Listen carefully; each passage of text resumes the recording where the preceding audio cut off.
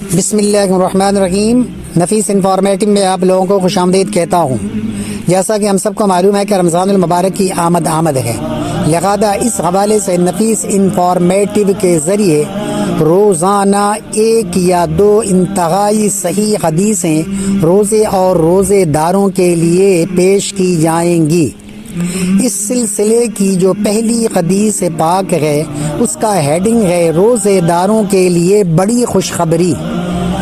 صحیح مسلم حدیث نمبر 2710 میں، جبکہ صحیح بخاری حدیث نمبر 1996 میں ہے کہ رسول اللہ صلی اللہ علیہ وآلہ وسلم نے فرمایا، جنت کا ایک دروازہ ہے جسے ریان کہتے ہیں، قیامت کے دن اس دروازے سے صرف روزہ دار ہی جنت میں داخل ہوں گے، ان کے سوا اور کوئی اس دروازے سے داخل نہیں ہوگا۔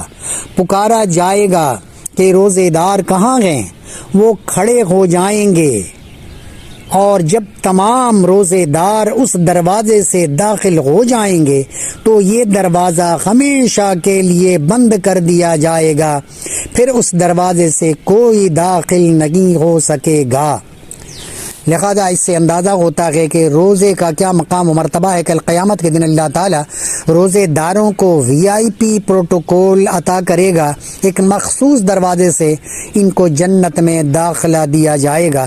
اس لیے معمولی باتوں کو عذر بنا کر روزہ ترک کرنے سے گریز کرنا چاہیے، کیونکہ ہمیں نہیں پتہ کہ آئندہ رمضان المبارک پھر ہمیں نصیب ہو یا نہ ہو۔